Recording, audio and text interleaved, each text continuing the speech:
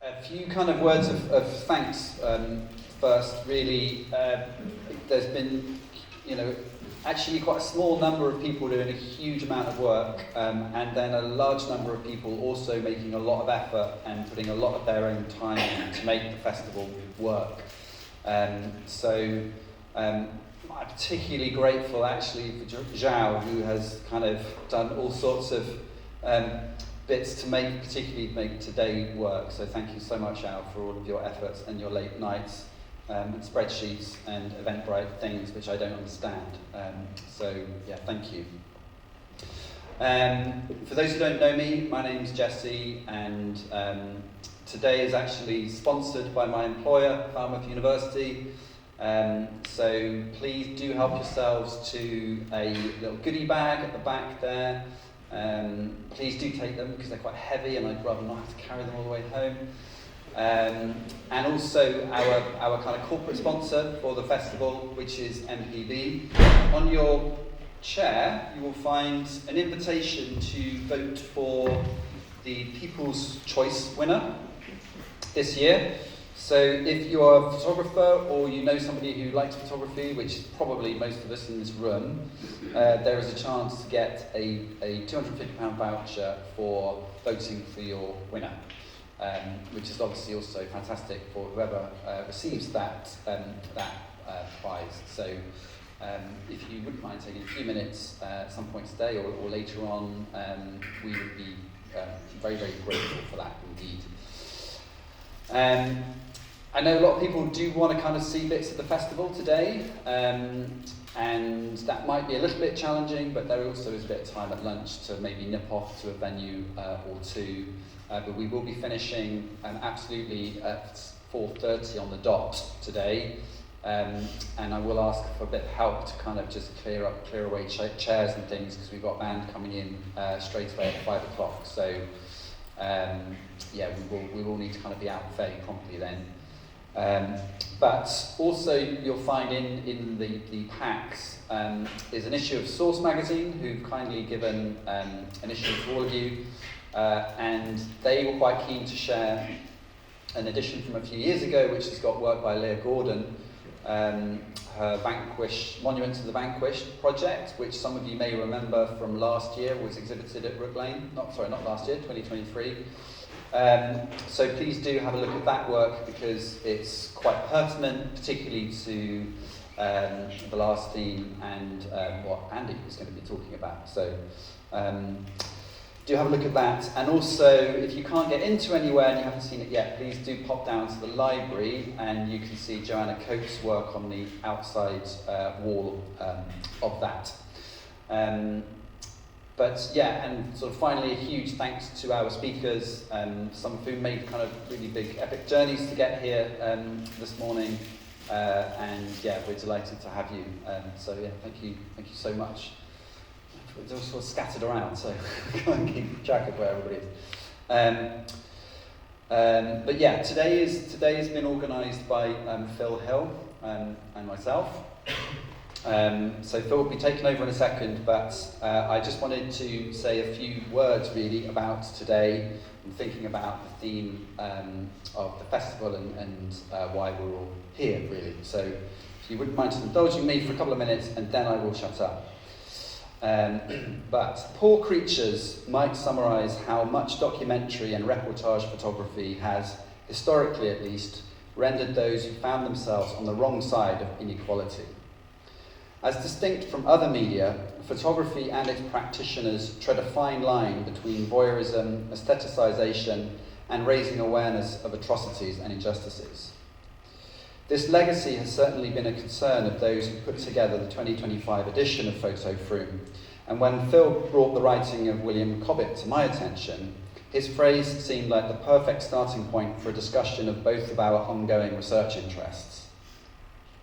Around about the time when the founders of photography were making real headway with their experiments, Cobbett was deeply concerned with rural poverty, agricultural practices, and economic policies. As a political campaigner, Cobbett sought to position his arguments through observation and conducted a number of excursions across the south of England documenting his findings. These culminated in his Rural Rides book, which was published in 1830. You got a copy of that? There we go. Exhibit A, perfect. When he got to Frome, Cobbett observed that these poor creatures at Frome have pawned all their things, all their best clothes, their blankets and sheets, their looms, any little piece of furniture they had that was good for anything. The population of this Frome has been augmented to the degree of 1/3 within the last 6 or 7 years. There are all the usual signs of accommodation bills, new houses in abundance, half-finished, new gingerbread places of worship, as they're called, great swaggering inns, parcels of swaggering fellows going about, with vulgarity imprinted upon their countenances, but with good clothes upon their backs. The gentrification that Cobbett described is one specific challenge facing some rural communities, and one that we're likely to explore further. But we're hoping to address broader inequalities today, others that won't be felt exclusively by those living in rural communities, and some that will be better understood and more acutely experienced by those who do.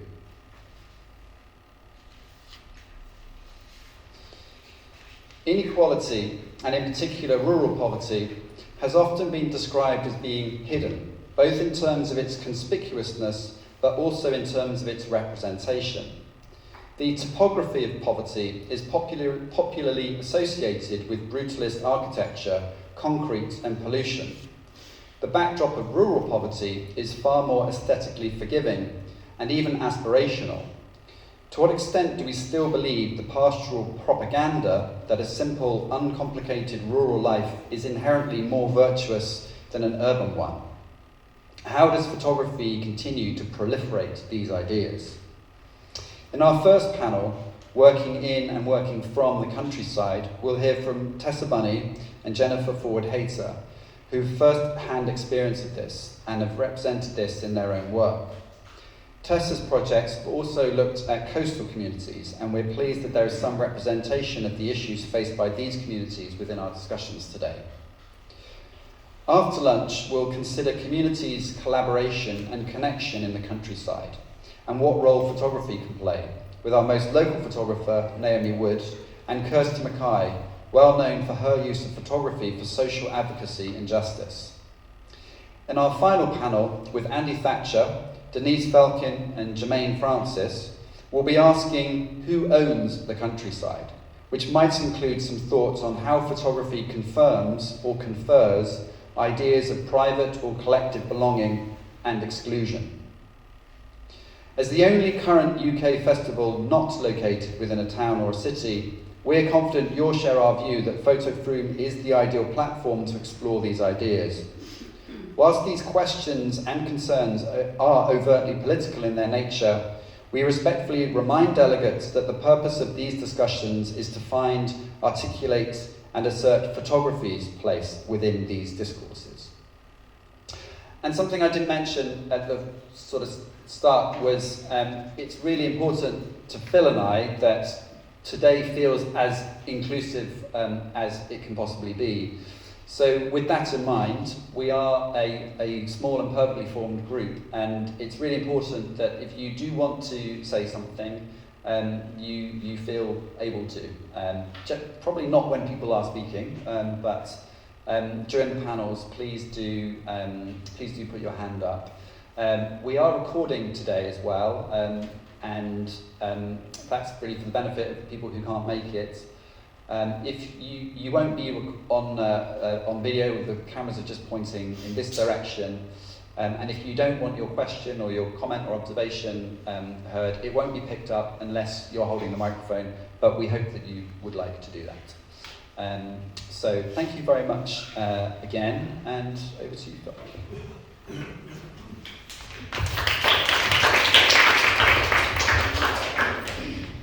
All right, hello, good morning everyone. It's probably worth a quick mention. So my name's Phil Hill, easy to remember. I'm actually from Frome, and I find it quite surreal that we're in this kind of location, because when I was a kid this was all like a derelict wasteland. So it is actually kind of interesting, some of the comments that Cobbett was making in 1830 or something like that, about gentrification and things like that, and it feels like an ongoing conversation. So anyway, without further ado, so I'm just going to introduce the photographers, or the practitioners, and the panel. So panel 1 is called Working in and From the Countryside, where we will have Tessa Bunney. For over 30 years, Tessa Bunney has photographed rural life, working closely with individuals and communities to investigate how the landscape is shaped by humans. Tessa's projects reveal the fascinating intricacies of the dependencies between people, work, and the land. I hope I did that justice. Now, unfortunately, I've just had word that Jennifer can't make it. But I'm going to read out her bio anyway. So Jennifer describes herself as cruel, upsetting and funny, who covers topics such as big stars with big egos to Russian Nazis hiding from the law. Jennifer is a documentary and portrait photographer between London and the countryside where she grew up. Now, Jennifer's talk was going to be a masterclass titled How to Use Rural Visuals for Your Own Political and Financial Gain. And I was just in the spirit of what Jessie was saying about us being kind of an open and inclusive forum. I was wondering if there was anyone here who could deliver that talk for us. I know it's a bit short notice, but yeah. I mean, it's the easy subject, really. I don't know, surely there's someone in the room who's able to deliver a talk on that. Is that Jeremy Clarkson I see? Oh, fantastic, Jeremy. Jeremy Clarkson, everybody.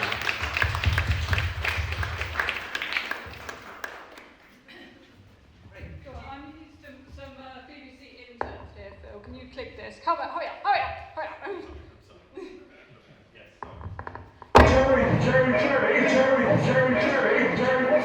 Jerry, what's your word to the government? Jerry,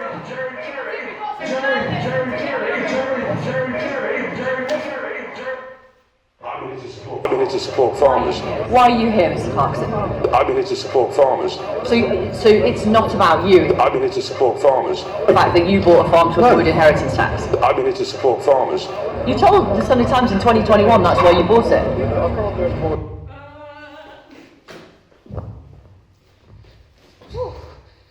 Another book finished. God, this farming lark is quite easy, you know. That's another season there. What do I do now, huh? Just catch up on some local news and...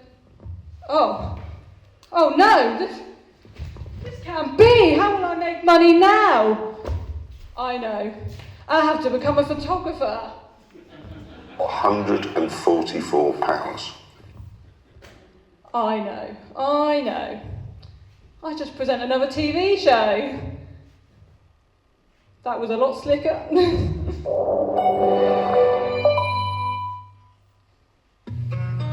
me a round of applause, everyone, for my new TV project. Definitely not by John Berger. Ignore that. We're going to fix the graphics soon, that's much better. Hello and welcome on this episode of Ways of Seeing, and as close to the real Jeremy Clarkson is going to get to BBC 4, we're going to be looking at how to use rural visuals for your own political and financial gain. Give us an ooh, ladies and gentlemen. The Southwest, the rural.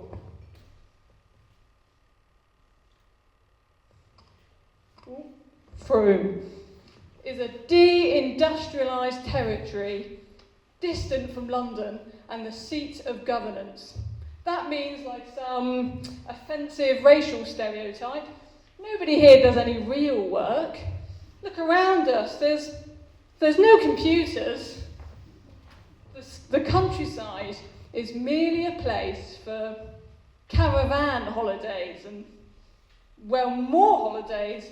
Therefore, the countryside is strange, magical, and most importantly of all, up for grabs.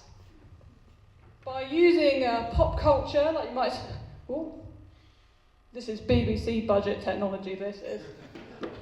By using pop culture, like such brilliant shows as Clarkson's Farm, to romanticise this stagnation and hardship, it makes it fun and okay. But most importantly of all, these bad times don't allow for wastage, excess, or generosity. Now, the people we've seen jump onto this tractor bandwagon aren't the usual suspects you'd expect to wet the visual palate. Knows I'm English, terrible teeth, lacklustre hair, poor wardrobe, big gut. Your hair's awful, everything's awful, which is a hallmark of being English. Their own collapsing looks are projected onto the landscape. The raw is broken, damaged, unclean, gritty, but it's okay because I am too. And therefore, I become the landscape. And God, that's just reminded me, I'm actually not feeling too well today. I've been up early. Oh, who's this interrupting my talk? It's Harry Bourdain. Said that Clarkson had sort of morphed from Big Bird on Sesame Street, a sort of affable, shy man that needed to have a glass of wine before we did the shoot 25 years ago on our first shoot, into a decrepit old camel that was barely able to walk.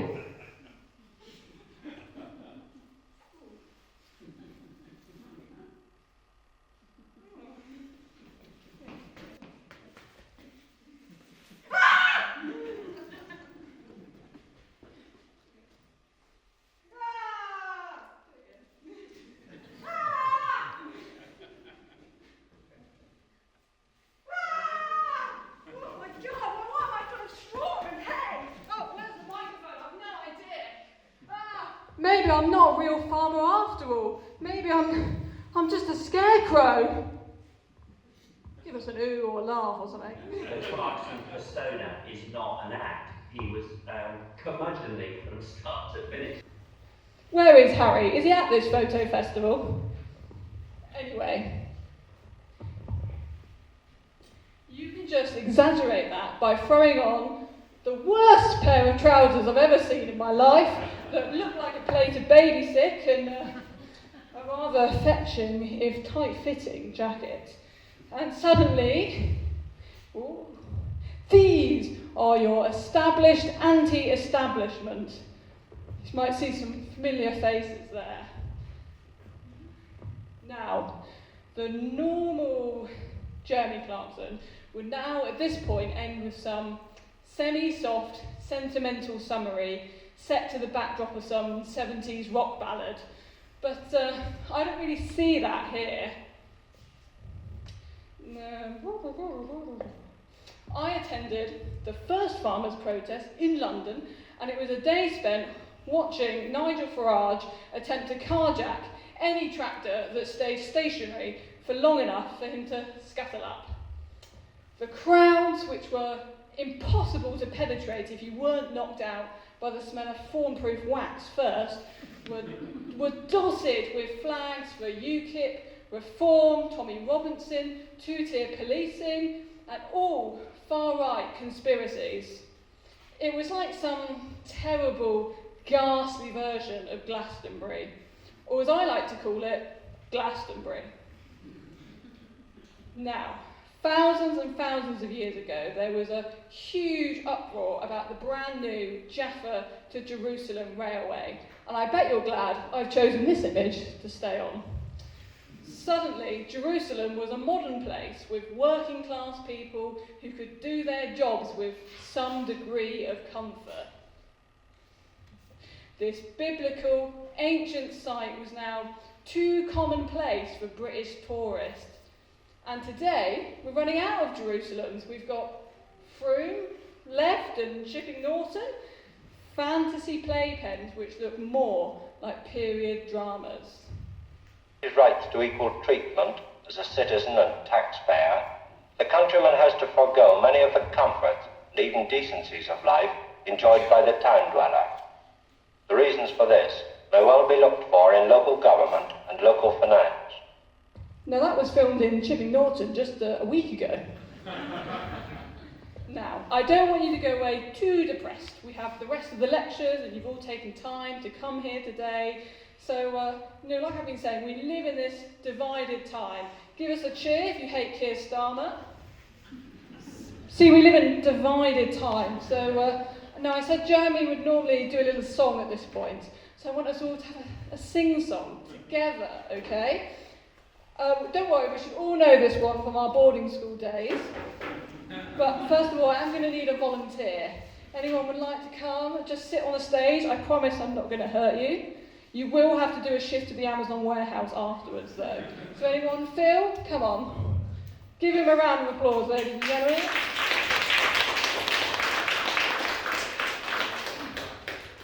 Zoom in on his face, camera. Just going to hold this. Okay. Are we all ready? We're going to sing along. We're going to sing along. Old MacDonald had a farm, E-I-E-I-O, and on that farm he had a house in Dubai, E-I-E-I-O.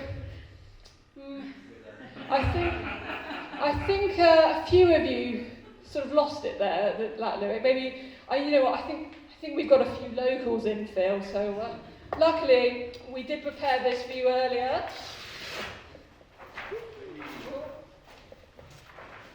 I'm a little bit shorter than the real Jeremy Clarkson. There we go. So now I don't want any excuses. From the top, everyone. Old MacDonald had a farm, E-I-E-I-O, and on that farm he had a home in Dubai, E-I-E-I-O, and a booking company's house. Oh yeah, it doesn't go with the rhyme scheme. Two national columns, David Cameron's phone number, a broadcasting career since 1988, 28 cars, not including tractors, £1.2 million salary for presenting a news show, 37 appearances on Question Time, that's more than any other person in the world, and 5,000 acres of land.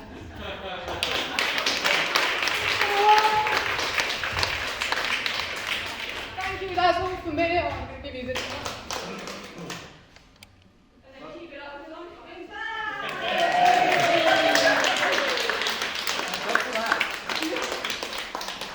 So listen, this is going to be me as Jenny now, so you're going to have to ignore the bold cap. I've got slightly more hair, although it is the same shade of grey. And I want to talk about my practice just briefly. There we go, that's my name, in case you've forgotten it. And I come from Mockham, which is just a village just sort of over there somewhere. And so I want to talk about how I have correctly exploited the rural for my financial gain, which is okay. First of all, I hate the countryside. It does not come naturally to me, and still doesn't. There we are. I moved to London for my uni, which was very expensive, so I've got to show you this. And since then, I like to refer to my practice as the Access Queen. Ooh, there we go. Photography is the perfect excuse for me to be in London doing fancy fun stuff, rather than here, because it is the perfect excuse to be somewhere you're absolutely not supposed to be. I grew up with my mum, who's in the audience today, who will hate that I'm telling you this, but she stole the Sunday supplements from the bin of the country pile that she cleaned at. And I loved watching the Leveson Inquiry on TV, which is what that is. I did recreate the whole Leveson Inquiry, just FYI. There were no museums or galleries or photo festivals when I was growing up, so instead I got a lot of respect for journalists and how they tell their story. This is me parading up the Royal Mile, and this is us getting arrested for doing that. And swiftly running away. This is a shot that I did in the Russian embassy. This guy is called Simeon. If he leaves the embassy, he'll be arrested because he is a pro-Putin influencer. He loved telling me about his tie. He wanted me to make him look like a dictator, he said. This is a toilet that I slept in. And inside this backpack here is about 5-6k worth of Canon equipment that they had very graciously given me on the proviso that I get it insured. So I did not get it insured, and I had to sleep in this loo. This is me throwing a grenade. And then running away. A couple of you who are watching the news may remember this news story. If you don't, here's a reminder. The whole of the old world is crumbling. Every country in Europe is embracing death.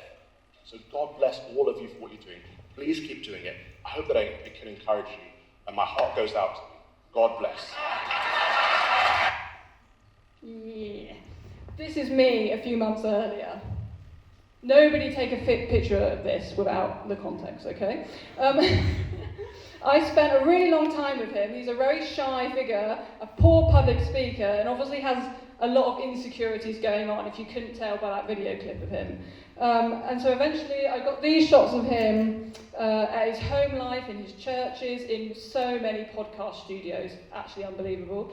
But my favourite shot of all, which you're not going to be able to see in this sun, is this one.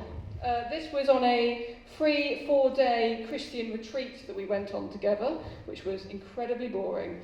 And I grabbed him, it was the end of that night's service, and I grabbed him and a member of the congregation. I was like, come with me, without any explanation. And I charged us into these pitch black woodlands. It was so, I can't get across to you just how dark it was. And I made him climb over this foot stile here, which is very difficult to do. I don't want you to feel too much pity for him, but he's 6'5", he's in religious robe, and he's being pursued by what is now quite a crazed photographer.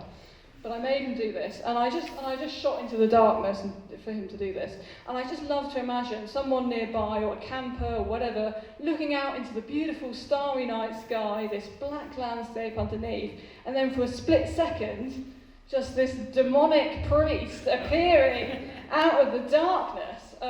That's something that I love to think about often. So this guy, he's doing his own drag performance, okay? He's a bit of a grifter. He's desperately trying to get the attention of Elon Musk by doing those salutes. However, had he come from the countryside, he may have already had this connection. That's right. This is Adam Kazari. He was Elon Musk's original social media manager. This was a shoot that I did very, very long ago, probably about 5-6 years ago. And he went viral for a tweet he did about sheep. So he then managed Elon Musk's Twitter accounts. So really, the countryside is great. Everyone knows everyone. There's one hairdresser, there's one cafe. If you're the owner of a large estate, then you have to work with the plumber who is fixing your, iron pipes or whatever. There is always a route to somebody. And it also gives you the patience to deal with people like that.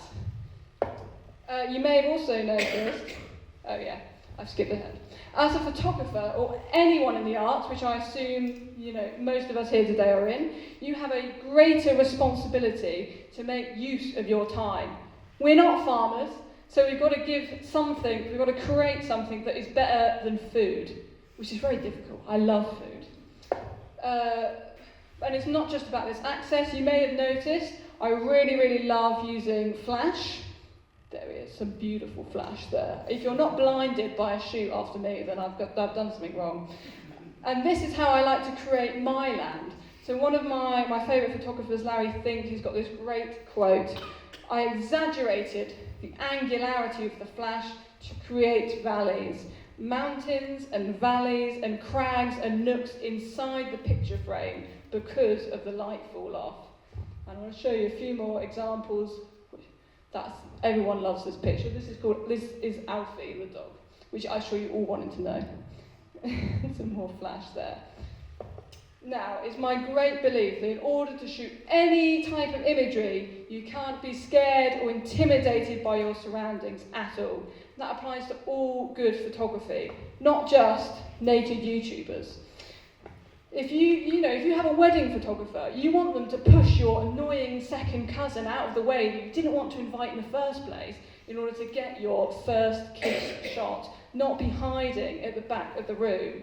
But you're only deserving of that spot if you have the right knowledge of your surroundings and can look after yourself. And as I'm sure you're all questioning, what about me and Jeremy Clarkson? There you go, it's my shot of him. Thank you, and that really is me, done for the day. Thank you very much.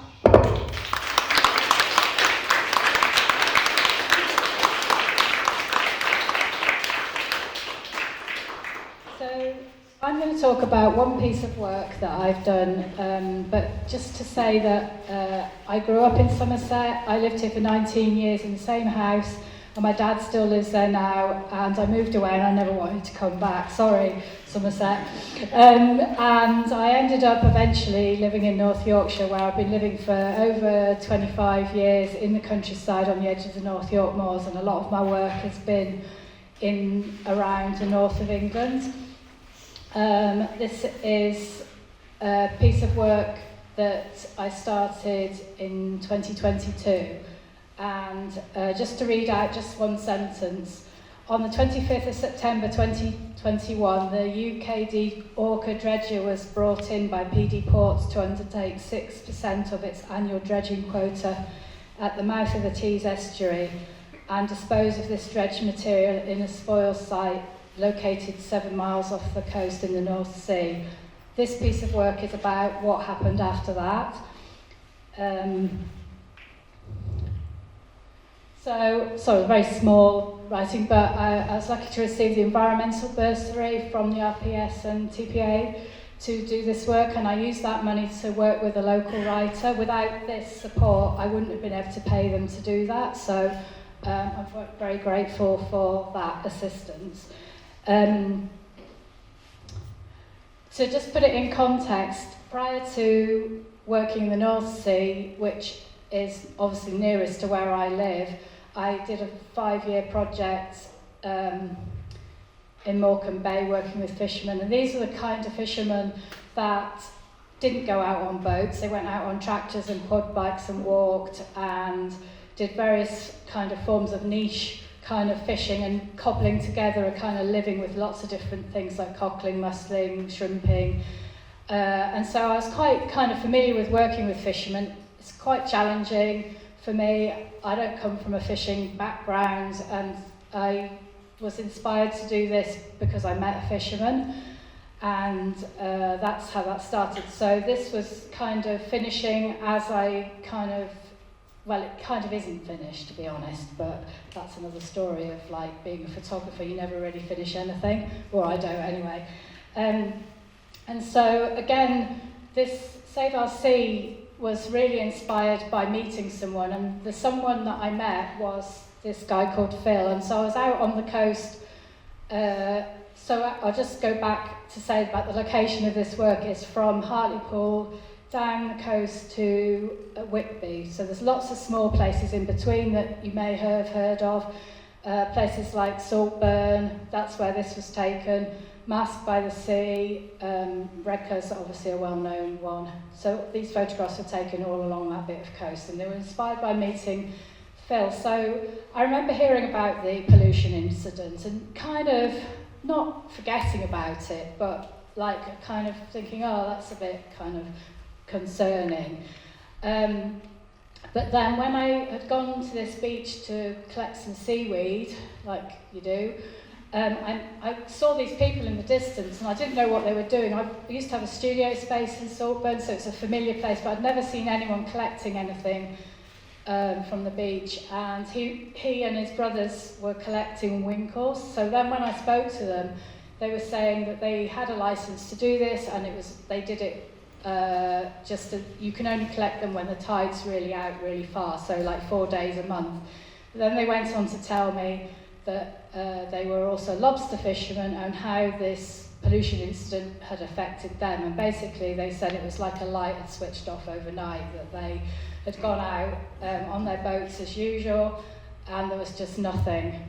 And everyone was the same. So that is really why I decided to work on this particular series of work. Just like, I don't know, hearing about it's quite stressful really for everybody. Obviously it's stressful for them because it's their livelihood and the environment and everything, but it's kind of, I don't really work on news stories, so it was like I had to work really quickly to try and keep on top of the kind of what was happening, because it was all moving very fast. So the first thing to say is the fishermen organised this themselves. This is a protest they did up the Tees. They went up all on their fishing boats, and then there was an on-land protest as well, which is where the first picture came from.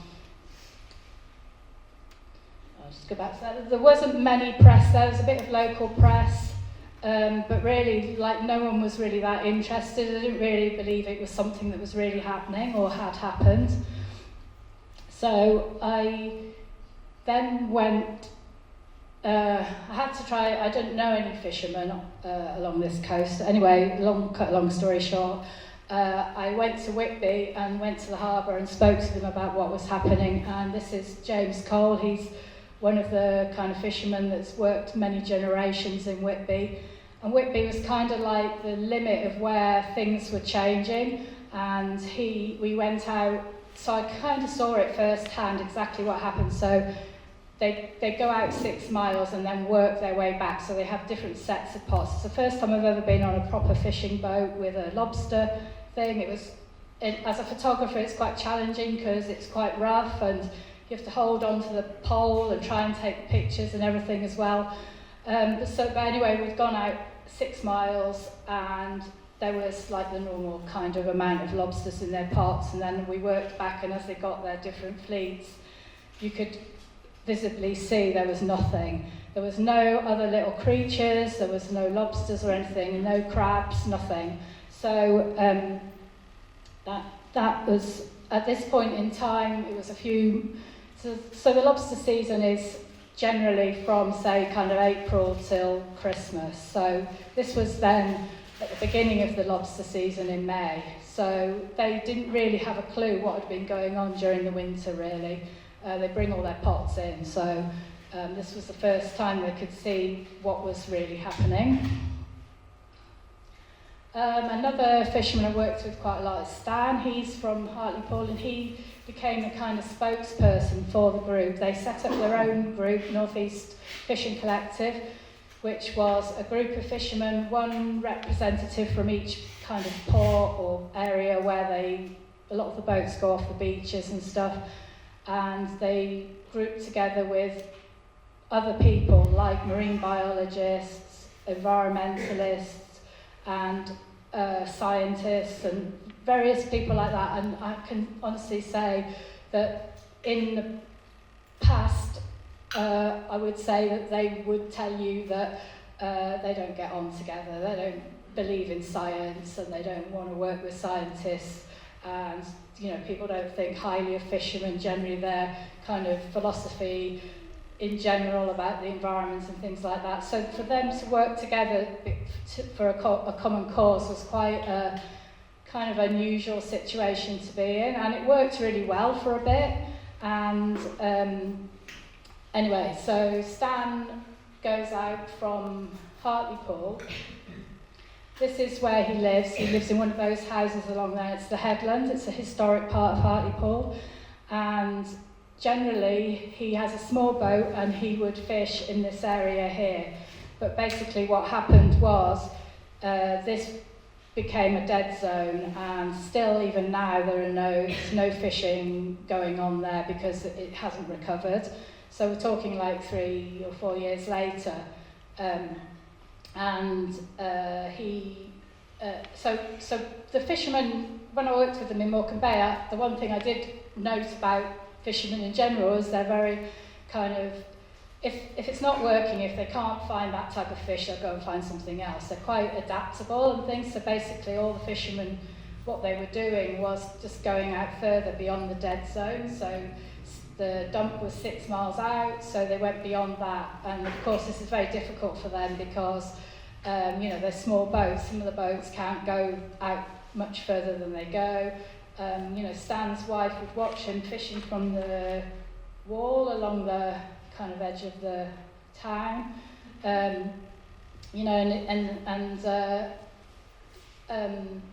So obviously that cost them more in fuel, everything like that. So they adapted by doing that. This was the text he sent me on the day I was going to go with him. So really what they wanted me to do was record what was going on through photographs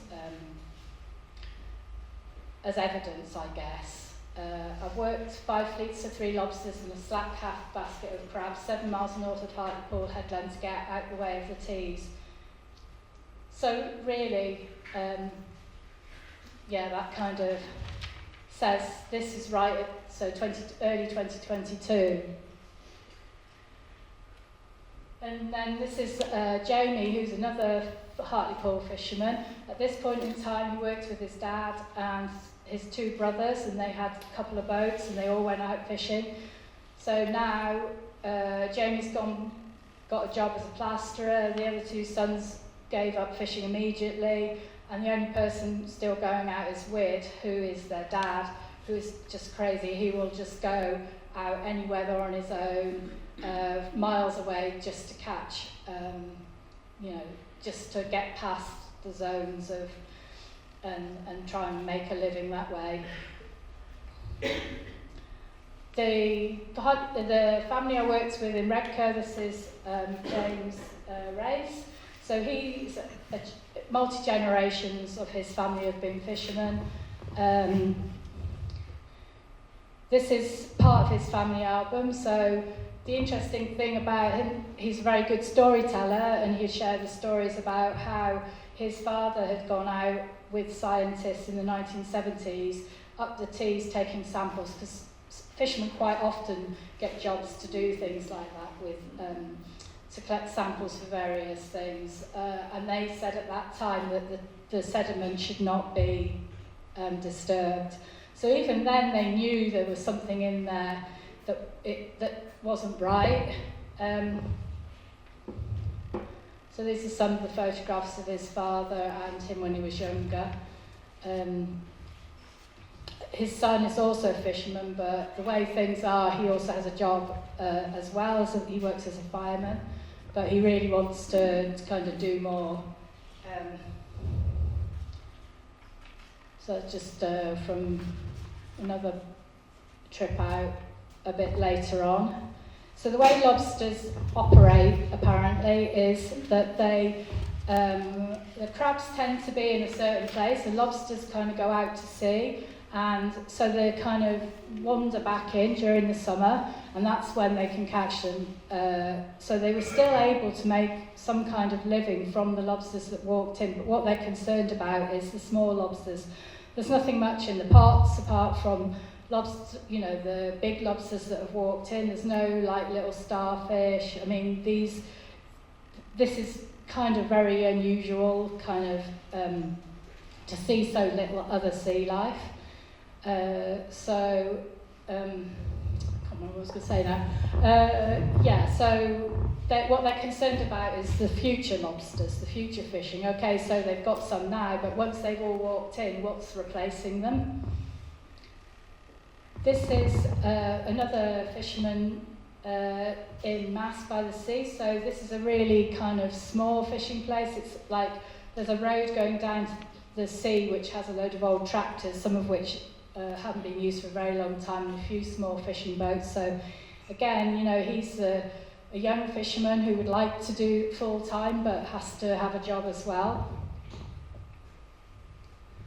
So it's really interesting when you ask them, can I come out and see what you do? And obviously they're fishing. He has 2 fishing boats. This is the other one, and he works with other people. And he took me out in his boat so I could take some pictures of them looking back at the thing, which I thought was a really incredible thing, really. Completely didn't know what was going to happen on that day. So, interesting to be able to look at what they do from a different perspective.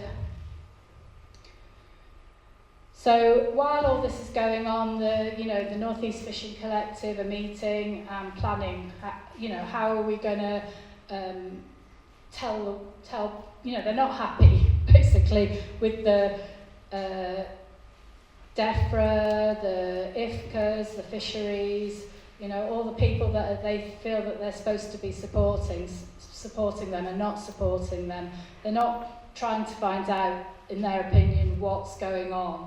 So they did a series of protests. The first one was the boat one, and then they did one where they dressed up as Ben Houchen, and basically they're trying to stop the second dredge at this point. So they did the first dredge and it happened, and the environment was affected by that, and then they want to do another dredge. So this is basically them trying to stop the dredge happening, or at least pause it until they can find out the reasons for the dying creatures in the sea. So the fishermen were pretty, at this point, this is Joe, who's a marine biologist who has a Whitby lobster hatchery, and this is Weird. So they just took it into their own hands that if they didn't do it, then no one was going to do it. It was clear that the authorities weren't going to get the samples that they wanted, so they went out on their fishing boats and collected them themselves. So this was just fishermen and Joe doing this as supporting them as a kind of scientist person. So they just collected the samples themselves. They got a whole host of universities, research departments and things were going to test to see what was in it, because what they're still trying to find out is what was in the sediment that was killing everything. This is Sally Bunt, so she also was on there, kind of helping, I guess, with her Pause the Dredge sign. So she has been very instrumental in the whole kind of process of, kind of from an environmental perspective, I guess. And then as time went on, like I was working with a local writer and she knew a lot of people and we met a lot of people along the way. So there's various other people that have been involved and been really instrumental in getting this story out there. So this is Sharon Bell, and she became very well known at the time because she was the person that first noticed the crabs on the beaches and took photographs. She's a dog walker, she lives in the area, and this, I didn't get to see this, but this is one of her pictures of what happened. Basically, the first people that noticed anything with the fishermen collecting crabs off they have like these tyres on Greetham Creek, where they collect all their bait. So they were the first ones that noticed something, and then shortly after that, the whole of the coast along here was covered in like piles and piles of dead things of all sorts. And over the last, few years or whatever, there's been various wash-ups of different things, some of which people claim are nothing to do with it, and some people do. So it's really hard to know. So she desperately tried to put everything back in the sea because no one knew what was causing this. So she thought, oh, they're just stranded, and like trying to put crabs and things back in the sea. This is another, so this is Gary Caldwell, who is a marine biologist based at Newcastle University, and he immediately stepped in to help the fishermen, to offer his services to help monitor what was in, or test what was in the sediment and things. And I think generally the fishermen feel they've been really let down by the universities. Generally, apart from Gary, they've taken the samples and not, even now, the results are still pending, so they still don't know. Gary's first theory was that it was a chemical called pyridine that had been lying in the sediment of the teas and had got disturbed. But there's when they did Newcastle did the analysis, they found a lot of different things, and so I went to one talk by one of the scientists, and he said if you don't do the testing within a year, then it's not really valid results because things change. So I think the fishermen are very upset about this. That's one of the crabs. So they took all the crabs that people collected and then kind of did the tests at the university to find out the cause of their death. Other local people, this is John Lampert. He is a scuba diver, snorkeler. It's a really bizarre kind of place. This is the area where there's near the steelworks that got demolished in the last couple of years, and there's a slag bank thing that's made a kind of lagoon, and it's very shallow, and you can go snorkeling in it. You can see all the sea creatures. So he was one of the first people that started in his own way making notes and noting the changes going on, and he created this a really beautiful kind of record of this horrible thing. So when he's got like a big, like a collection of kind of diagrams and records as a kind of person who is interested in the marine environment as a kind of snorkeler and things.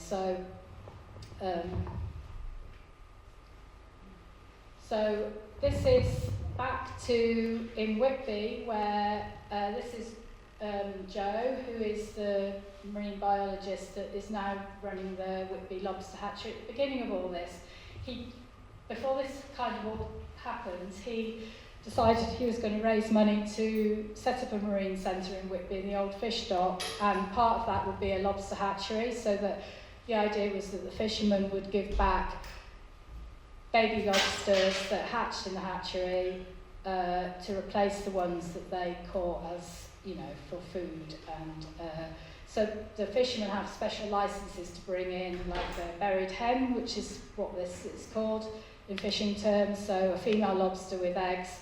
If they catch these, then they are impelled by law now to put them back, and they also have to V-notch them, which is like a notch on their tail, so that means they can't be caught until landed, until it grows out again. And there's kind of loads of kind of regulations coming in now. This is one of the only fisheries in the UK that has no limits.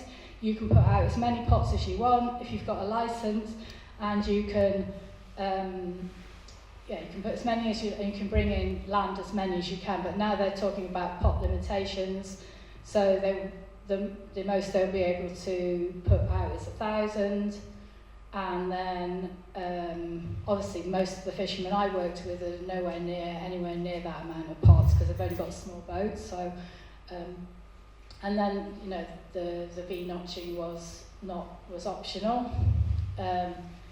So the idea is to try and think, because if you think of all the types of fishing along the northeast coast in the past, there is nothing left really apart from crabs and lobsters, and now in this area there's no crabs at all.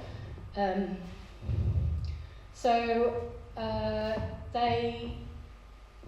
thing about lobsters is they like to eat each other apparently when they're little, so they have to keep them in separate containers, and if they can get them past the very first bit, then they've got much greater chance of survival. So this is them releasing a small amount. This was in Robin Hood's Bay. I went out on one, they did them off red cur and stuff like that. There's no way of real monitoring if it's successful, but their philosophy is that if we don't try them, we don't know. Some of the fishermen are quite sceptical about it. We don't know for some years whether this will be working, in terms of keeping the populations buoyant and stuff like that. So this is stand as a catch report. So this is the one he did in November, which was at the end of last year's season. So they're just about to kick off in another season now. And this was in 2024. 2024. I could just read a little bit of it out. I was working my gear 7 to 8 miles north, 3 miles offshore, just out of the die-off zone. But when the migratory lobsters were due to I can't read from here, due to throw off show off Hartlepool on the 16th of July, moved the gear back south off the Hartlepool headlands to on the 15th of July. I've been working the pots and the die-off zone off Hartlepool headlands since the migratory lobsters looked out on the 16th of July, had a barely moderate run of lobsters, tailed off after 3 or 4 weeks already and not had numbers like before the die-offs, but a few more than 2022. Very little numbers of other marine life in the pots, crabs low in numbers. And it kind of goes on like that. Basically, everything's gone. They're still going out further than they ever really want to. And then the rest of the report goes every port in the area. So also in Hartlepool there's a shrimping, prawning fleet. So originally they weren't supportive of the potters because it wasn't affecting them because the die-off zone hadn't gone out to their area. But then after they did the second dredge, it did affect them. All the holes that the prawns live in, they were all empty. Everything had died, and so most of those have sold up their boats and gone. A lot of people in Hartlepool have sold their boats and just given up fishing. No support from anybody to do that. So basically, they still feel let down by everybody. So, you know, this is my last slide. So the plans, I'm trying to, at the moment, to find some venues to show it, but it's kind of quite controversial. There's a whole political element to this as well, which I won't go into, but I do have one more slide. If anyone's interested, my first ever QR code, and this links to the blog that Helen and I did. It's not complete yet, but it kind of goes in a lot more detail about what happened, and I did a lot of interviews with different fishermen at different points, you know, because it's constantly changing. So that's the end for now.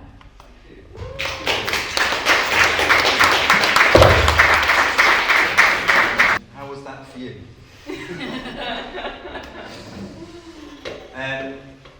Phil, I don't know if you've got some questions you want to kick off with. Keeping notes. I've got a couple of questions actually about your practice, Tessa, because you've obviously looked at the landscape and the environment and people working in those environments lots in your work. I'm thinking most locally about your work with the cider producers as well. And I'm kind of quite curious about with this presentation. You kind of talking a lot about those individual people and your environmental portraits, and I'm just wondering to sort of what extent that kind of use of very specific people within building these narratives is, and is that a kind of a slightly different approach for you, or is that kind of particularly important in this instance with this work maybe? I think I probably quite like doing. I quite often do that. Yeah, I mean I work with. In Morecambe Bay it was slightly different. I found a fisherman and I asked him if I could follow him for a year, like an individual fisherman. I very rarely do that. And I think partly it's because I feel like, you know, they're busy people. I don't want to take up all their time or, you know, anything. And I also find that people have different perspectives. And so the different fishermen they're all completely, you know, even within Hartlepool they do things differently, they have different ways of working and different circumstances, and I just feel like often that builds up a more bigger picture really. I mean, Morecambe Bay was kind of completely different really in that respect, but often I suppose what I'm doing, I'm waiting for the perfect person that's going to tell the perfect story of or whatever the perfect story of their story is. Do you know what I mean? And often I don't really find them because there isn't such a thing, I guess. But, you know, I'm working with strangers as well. That's the thing to say. I'm not working with family or my own particular community and working very close to that.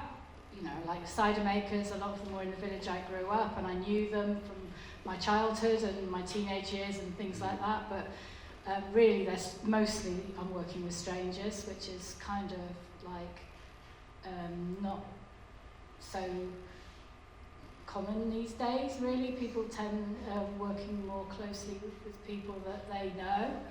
But then I like to think that then I know them. I know that fisherman in Morecambe Bay very well, and I know his parents and his kids and his family and his brothers and his community and everything, because I spent a lot of time there. So that, you know, I don't know whether that's a really popular or very, you know, the correct way to do things, but that is my working practice. And also, I think sometimes people open up to strangers. Definitely, and tell you things. I could tell you more things about his family than they know themselves, probably, because they'll tell you because you're a stranger. And I think that's a big, it's right or wrong, that is how it is. So kind of answered it.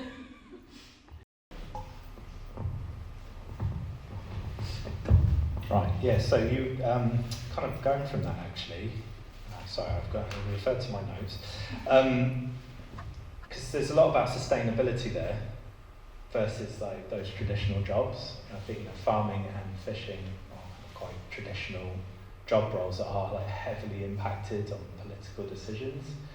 And I imagine that those guys, they just want to get out and they want to catch their lobsters and they want to do what they want to do. But how, you know, when you're telling those stories, where do you kind of find the line in that kind of sustainability versus, I guess, them wanting to get out and do their job? I mean, it's quite interesting how my work's gone on from where it is now, not through through different commissions that I've been given since, and like environmental projects like in the northeast, I don't know, around this area at all, but there's a lot of oyster restoration, kelp, seagrass, and like trying to improve the environment and bring it back.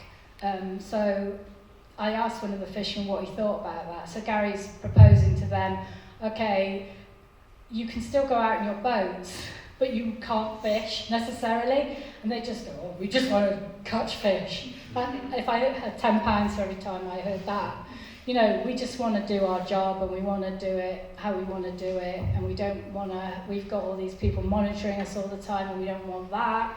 So now, you know, during all this process in the last few years, there's been a whole load of stuff like putting trackers on the fishing boats and stuff like that. So they've had to deal with a lot of, and the thing about medicals and stuff like that, they've had to, you know, a lot of them are not going to pass the medical and they've had to make a change for that.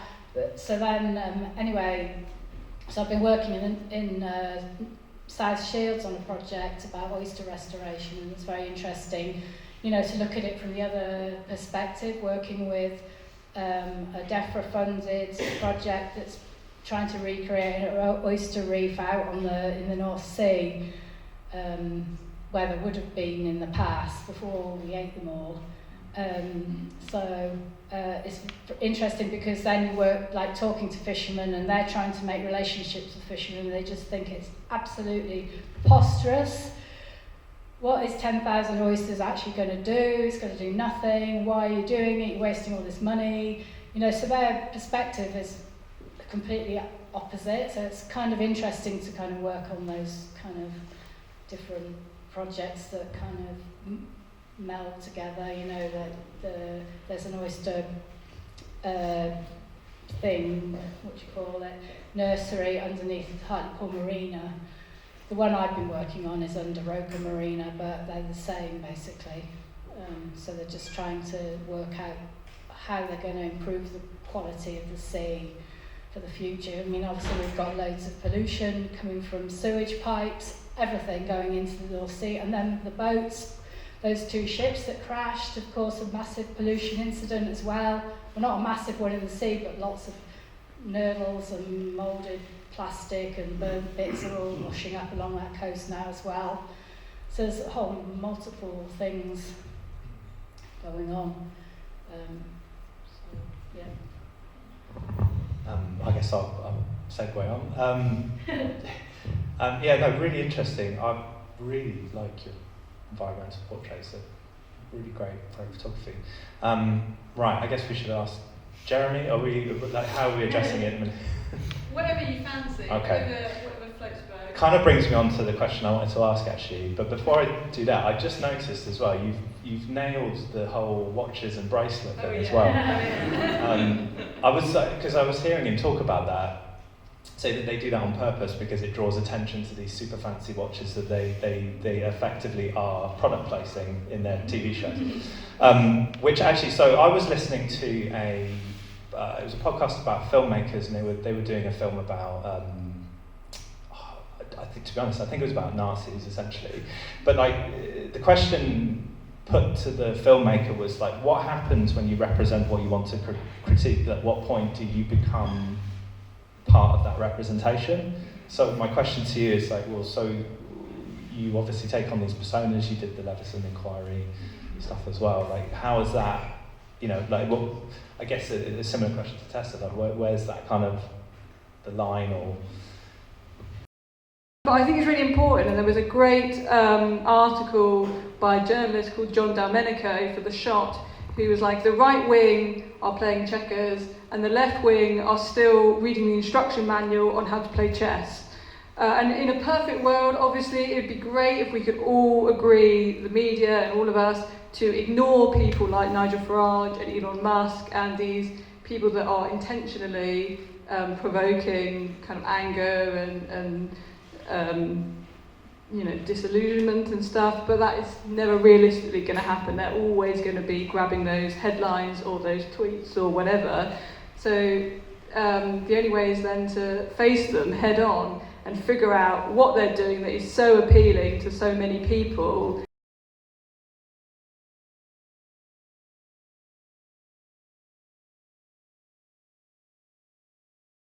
Because you've got to be objective to be truthful. I don't think I am objective.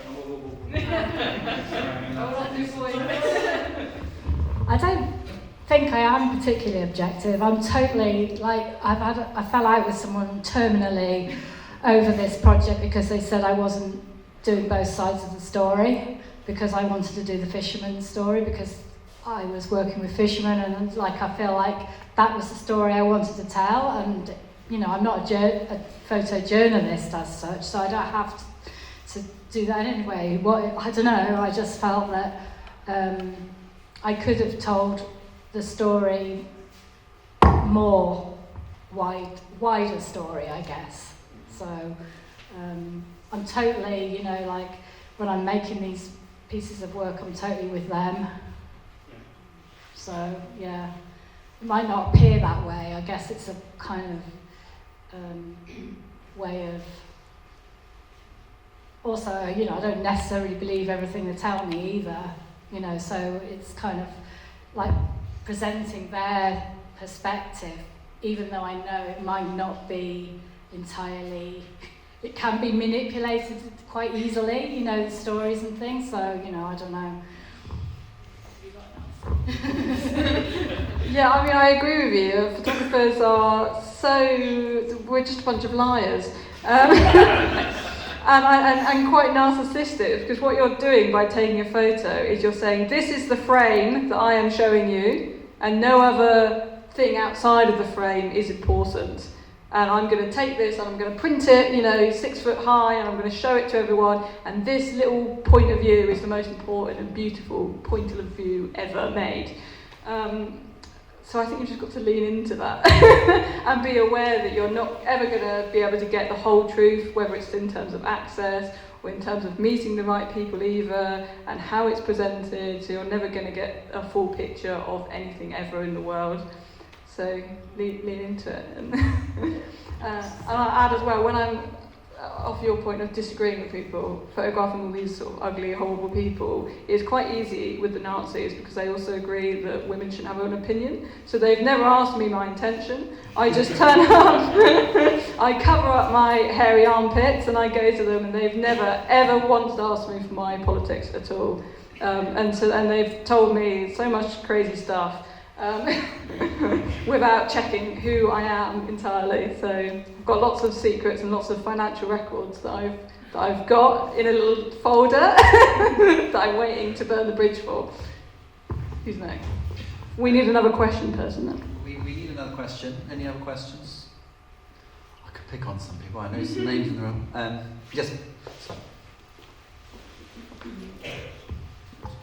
I was interested, Tessa, whether your work was exhibited in the community where you photographed and how the sort of general community responded to the work, and also how engaged the fishermen actually were with the sort of creative process of photographing, and whether they saw the images and what their response was.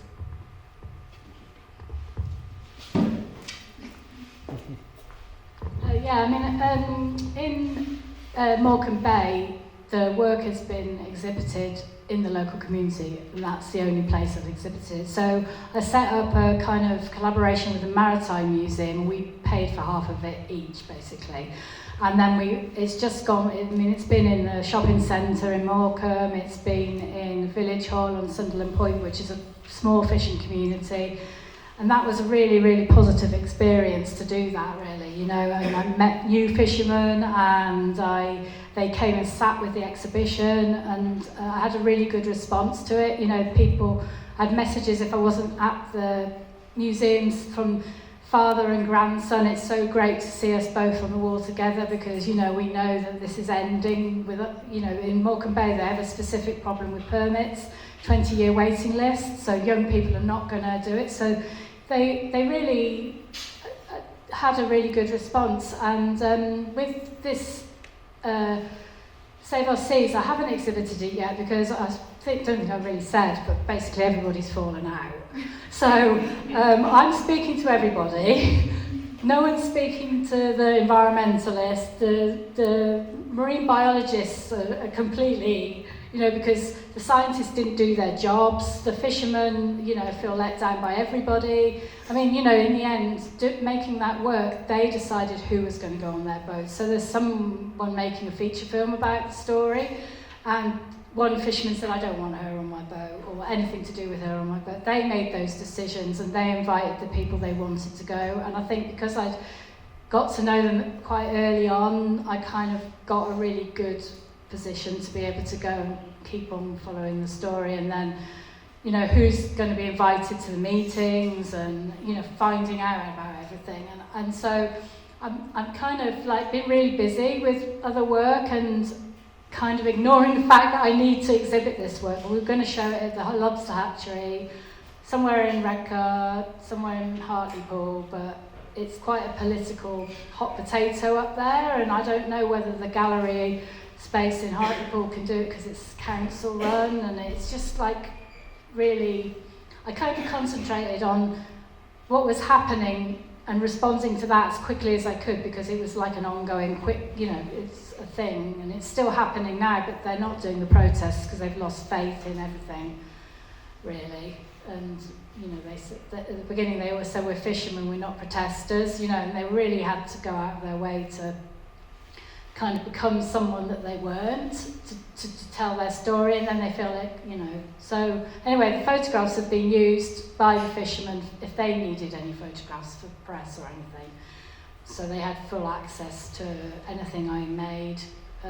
But quite frankly, when I ask fishermen, they go, I don't know.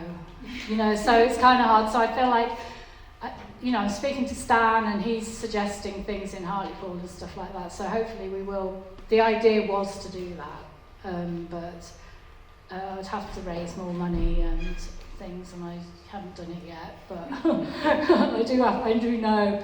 I suppose it's a story that's not ended. It's still ongoing, and I think that's kind of difficult, really, because we want a happy ending. We want to know what happened, and nobody knows, because they just haven't done it.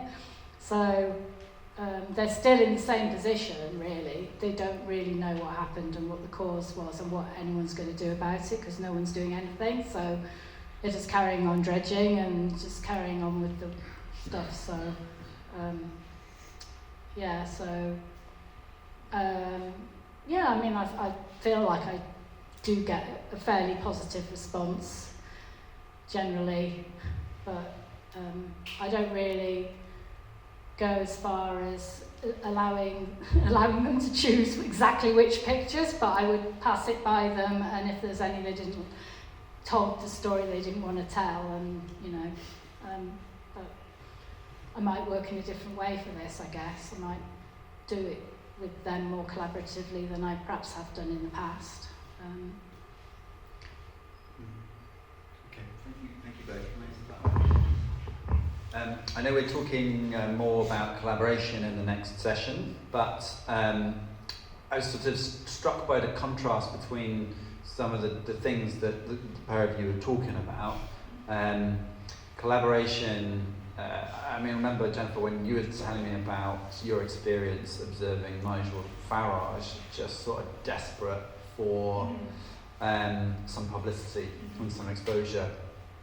And of course, the photograph is very complicit with the idea of a sort of political photo opportunity, and so on the one hand there is a sort of a very cynical kind of approach to collaboration in some of the things that you've talked about this morning, and then Tessa talking about a very different kind of collaboration. And I was just wondering, maybe drawing upon your longer experience photographing in rural communities and coastal communities, more broadly across your career. And also, Jennifer, your kind of personal experience as well. Like, how do you feel that communities feel about photography and about being represented? And do you kind of observe any differences in terms of people being willing to be photographed and willing to collaborate with you, or is there kind of not really very much distinction? I don't know who wants to go first with that. I think when I ask the fishermen, they don't know what they want to tell the world. And you kind of have to lead it really, and kind of like work with them to find that out really, because their motivation for working with me in Morecambe Bay was that particular fisherman was, I want the photos. I would like a record of my family fishing and all the things, and I like your company, and I'm lonely. I work on my own all the time, and like having someone along to follow you. There's all sorts of various motivations for working with you. Very little of it to do with creating an artwork. It's more like, their personal circumstances. I obviously, clearly, I'm able to do that. I enjoy talking to them and being where they are and all that. So I guess that comes across. I've forgotten really what the. So what was the question? Well, well, no, it's just more, like, what's your experience been in terms of people's willingness? Oh, willingness. Well, I'm still astonished in this day, in 2025, that people are willing to do, to talk to you. I think it does depend. I've been working a bit in Norfolk, and it's really horribly different. It's really difficult. It's taken a really, really long time for me to get to know and find the person. And these communities are virtually down to nobody now. I'm kind of still interested in fishing, traditional fishing techniques that are basically gone. So the pool of people to ask is quite small, and in Norfolk they've been very suspicious about it, because they said every time they put their head above the water, someone smashes them down for, I don't know, putting their muscles out on the bed in a traditional way that they always have done, and they're like, well, we don't really want to share that because we just get it in the neck from all the public and everything. So, but that is actually only limited to that one geographical area. I've not actually encountered that anywhere else. I think they're very confident in what they're doing, and that we are doing it and we're doing it. If you know what I mean? We don't care what anyone else thinks, generally. But I find more difficulty working with scientists and people like that, to be honest. The oyster restoration project has been very difficult because actually it's quite controversial behind the scenes. You know, the newspapers say it's this amazing thing that's going to save us, but actually there's a lot of controversy around it, you know, how they do it, where they do it, why they're doing it, you know, all those things. So, yeah, I don't know. And I guess people see photographs, different places and stuff like that much more than when I first started. I know I'm pre-internet, social media, digital era, so it was different, very different then. But also I know that, like the guy at the beginning, you know, I went there and said, this is what I do, and can I talk to you, blah, blah, blah, blah. I gave them a card. And when I went back, they go, yeah, we did look you up on your website. You've been around a bit, haven't you? So, like, I guess that's the kind of backup, is that sometimes they are interested in who you might be, because they don't know, do they, if you go up to a stranger like that. So, but I do feel like generally it's about your personality, and I guess they must have a trusting, I call it my middle-aged mother disguise, and I just am myself, but that's who I am, so I think you either like it or they don't, and they seem to be okay with it, so yeah. And I've shot lots of projects with farmers and stuff all around here in Dorset and Wiltshire as well, and they absolutely hate it. They hate it so much. And both my brothers are farmers as well. Even convincing them to be in front of the camera is absolutely horrifying to them.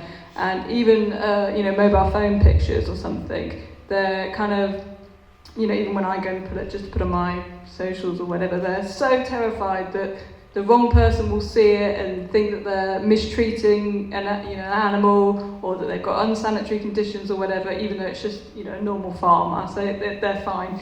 And any photos I have taken of them properly, they always want to check to make sure that there's nothing that anyone could target them for, because they're just quite paranoid about that. And a lot of farmers that do go in the press are always the ones that aren't real farmers. They're mistreating their animals, they're doing this and that, so they just want to run away from that as far as possible. And a lot of them are they're alone, or farmers got one of the highest rates of suicide, so they're kind of quite isolated. Their best friends are cows or sheep or whatever that they see every day. They don't want to talk to someone else. They don't want to have this girl follow them around and get in the way. They just want to sit and milk their cows, and that's how they get their joy. So it took a lot of convincing, and luckily my brothers are very nice farmers. My brother cuts hedges very straight, and he's very proud of that. And a lot of the local community can recognise a hedge that has been cut by my brother, and so I've been able to do a bit of nepotism and say, I'm so-and-so's brother, do you like that hedge? Can I come and photograph you? But so like I was saying, I've been dealing with these people who absolutely hate photography and hate technology and hate social media. And so when I get to London, or we're photographing any of these other weird people, or any celebrities or whatever, it's great, and I've already learned how to deal with them if they're slightly kind of diva-ish, or you can only shoot me from this angle and for 2 minutes. I'm like, this is fine, because there's a dairy farmer in Dorset who is even more of a diva than you, and I've already been given those skills from a very young age, so it's worth it. So they're not like that up north. I can honestly say, in general, I've never had a farmer be that upset. But I am quite careful about what I share, and if I'm worried about it, then I might pass it. I wouldn't put it on Instagram without talking to them about it. But yeah, so anyway, I just thought, I think it is weird how the geographical fishermen in Norfolk are different to Suffolk, different to Yorkshire, everywhere. It's just really weird that way. So. I just wanted to say, actually, my sister-in-law lives in Middlesbrough or Norton, Stockton. I'm very familiar with kind of all that area. I go to Saltburn for chips, and actually it's kind of interesting to see like the different side to it, that kind of what's happening around there. It's probably worth noting actually, because we were supposed to have another speaker for the panel, which is why I think we're slightly ahead. So Seren from Working Class Correct Database is still on the programme. But I feel like the way we've kind of set this up, you might expect them now to abseil through the skylight or something like that. So we are slightly ahead, Jesse. I didn't know if that meant that we could... Yeah, well, I mean... unless there's any other questions. Like Hull, yeah. Jeremy, can I see a very fancy watch? And, yeah. Guess how much it was? I don't think it's working. There's no battery. We haven't got that much time to play with it. So it's like 11:45. Yeah, are there any other questions? There's plenty of time to ask them questions later, or... Even unrelated to the talk, if you just want to... No, it has to be related. Okay. No, okay, that's great. Well, listen, thank you both so much for kicking us off. Read other things that I need to make notes of to think about for later. So it's been really, really fascinating for me. I hope it has for the rest of you. But you know, as long as it's interesting for me, that's all that matters. So yeah, thank you so much. Thank you. Thank you.